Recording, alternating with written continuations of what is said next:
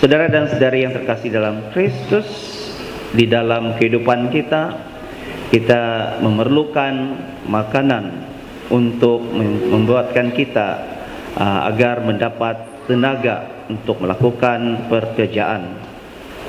Dan makanan yang harus kita makan adalah makanan yang membolehkan kita membantu tubuh kita menjadi sehat dan kuat. Dan pada hari ini Tuhan Yesus memberikan perumpamaan makanan yang Dia maksudkan adalah makanan rohani.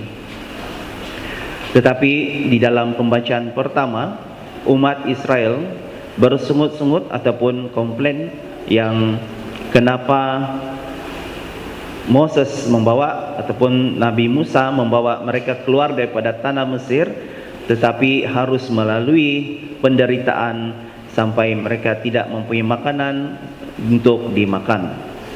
Dan mereka sanggup kembali ke tempat yang sama, yang di mana mereka menjadi hamba abdi, asalkan mereka mempunyai makanan yang mencukupi, makanan fizikal yang membolehkan mereka meneruskan kehidupan secara manusia ataupun secara manusiawi yang memerlukan makanan.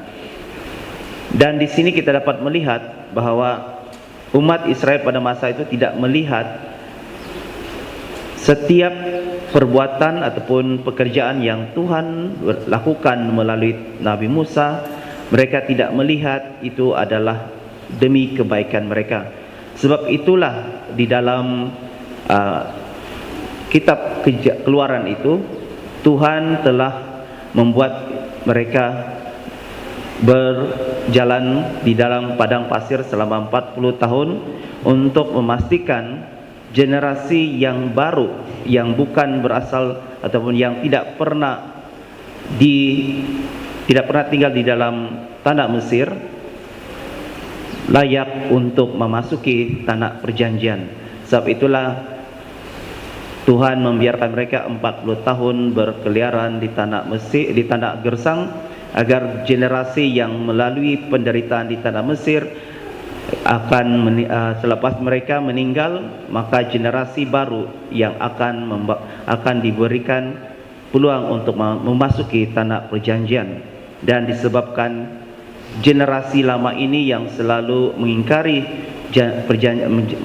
janji Tuhan ataupun hukum Tuhan, maka sebab itulah Tuhan memberikan generasi yang baru itu sahaja yang layak memasuki tanah perjanjian.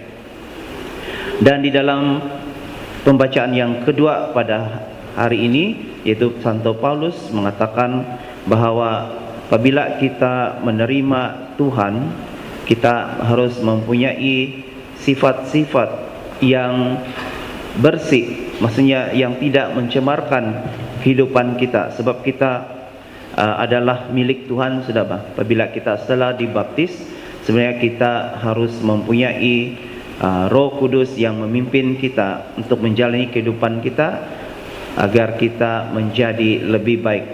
Dan Roh Kudus itulah yang menguatkan kita, menguatkan kehidupan kita, menguatkan perkawinan kita, menguatkan hubungan sesama antara satu sama lain.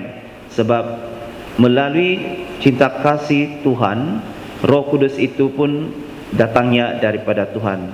Jadi apabila kita dicipta menurut gambaran Tuhan, bermaksud gambaran Tuhan itu sudah mempunyai cinta kasihnya. Dan cinta kasih itu sebagai seorang pengikut Kristus haruslah disalurkan melalui perbuatan kita terhadap satu sama lain, yaitu memberikan cinta kasih Tuhan itu kepada sesama. Dan di dalam pembacaan Injil pula pada hari ini, Tuhan Yesus mengatakan dialah yang mereka cari dalam kehidupan mereka. Tapi mereka gagal untuk melihat Yesus sebagai sumber kehidupan yang kekal. Mereka hanya melihat Yesus sebagai seorang yang menghasilkan ataupun menyediakan makanan untuk mereka. Dan mereka melihat Yesus itu hanyalah macam orang bilang tukang sedia makanan, macam orang yang masak di dapur, si sedia makanan tinggal kita mengambil dan makan, begitu. Tetapi Tuhan mengatakan kepada mereka bahwa makanan yang kamu inginkan ataupun idamkan, yang kamu makan adalah makanan yang tidak kekal, makanan yang akan hilang ataupun akan rosak. Tetapi makanan yang Dia berikan adalah makanan yang kekal dan makanan yang tidak akan orang bilang expired, tidak akan luput, tarik luput dia tiada. Dia akan hidup selama-lamanya. Jadi siapa yang percaya, dia bilang Yesus, siapa yang percaya dan siapa yang datang kepada Dia tidak akan kelaparan lagi, tetapi siapa yang percaya kepada Dia pun tidak akan haus lagi. Maksudnya di sini apabila kita datang kepada Dia, kita punya kepenuhan rohani sudah dipenuhi. Dan apabila dipenuhi, kita tidak memerlukan lagi apa-apa selain pada firman Dia.